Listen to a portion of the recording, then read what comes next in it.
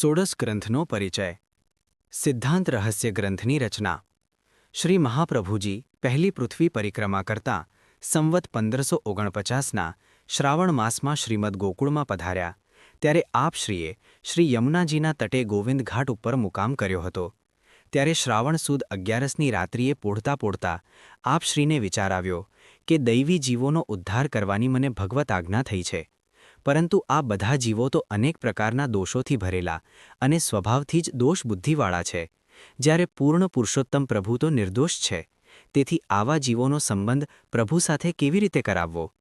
ત્યારે ત્યાં મધ્યરાત્રિએ શ્રી ઠાકુરાની ઘાટ ઉપર સાક્ષાત પૂર્ણ પુરુષોત્તમ પ્રભુ શ્રી ગોકુલ ચંદ્રમાજી સ્વરૂપે પધાર્યા અને શ્રી મહાપ્રભુજીને આજ્ઞા કરી કે તમે ચિંતા કરશો નહીં, હું તમને બ્રહ્મ સંબંધનો મંત્ર આપું છું, તે તમે જે જીવને આપી તેનો બ્રહ્મ સાથે સંબંધ અર્થાત બ્રહ્મ સંબંધ કરાવશો તે જીવ નિર્દોષ થશે અને હું તેનો અવશ્ય અંગીકાર કરીશ, તે જીવનો કદાપી ત્યાગ નહીં કરું।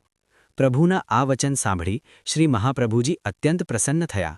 આપશ્રીએ પવિત્ર એકાદશી નિમિત્તે સિદ્ધ કરેલા સૂતરના 360 તારનો કેસરમાં રંગેલ પવિત્રો શ્રી ગોકુલ ચંદ્રમાજીને ધરાવી મિશ્રીનો ભોગ કર્યો અને મધુરાષ્ટક સ્ત્રોત દ્વારા આપશ્રીની સ્તુતિ કરી। પછી પ્રભુ અંતર્ધાન થયા। તેને પોતાની નજીક સૂટેલા દામોદરદાસ હરસાનીને અતિ આનંદથી પૂછ્યું, દમલા, તે કંઈ સાંભળ્યું ખરું? ત્યારે દામોદરદાસજીએ ગુરુદેવ પાસેથી વિસ્તારપૂર્વક સમજવાની ઈચ્છાથી દીનતાપૂર્વક જવાબ આપ્યો, મહારાજ, સાંભળ્યું તો ખરું, પણ સમજણ ન પડી। ત્યારે આપશ્રીએ કૃપા કરી શ્રાવણ સુદ 12ને સવારે પ્રથમ બ્રહ્મ સંબંધ દામોદરદાસજીને કરાવી પ્રભુની આજ્ઞા સમજાવવા સિદ્ધાંત રહસ્ય ગ્રંથની રચના સમજાવ્યો। પશ્ચિમ પંજાબના રહેવાસી ગોપારદાસ ક્ષત્રિ શ્રી મહાપ્રભુજીના શરણે આવ્યા ત્યારે આપશ્રીને વિનંતી કરી કે મહારાજ, હું મહામૂર્ખ છું, આપના માર્ગનો કશો પ્રકાર જાણતો નથી, માટે એવી કૃપા કરો કે માર્ગનો સર્વ સિદ્ધાંત મને હૃદયારૂઢ થાય।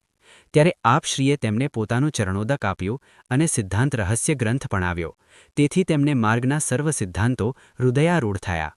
આ ગ્રંથ વેદતુલ્ય છે, કારણ કે આ વાણી સાક્ષાત શ્રી ઠાકુરજીની જ છે, કારણ તેના પહેલા જ શ્લોકમાં આપશ્રી આજ્ઞા કરે છે કે સાક્ષાત પ્રભુએ જે કંઈ કહ્યું છે તે હું અક્ષરે અક્ષર જરાય ફેરફાર કર્યા વિના કહું છું।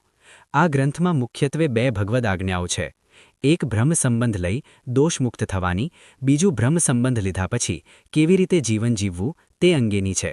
સર્વ વૈષ્ણવને જય શ્રી કૃષ્ણ।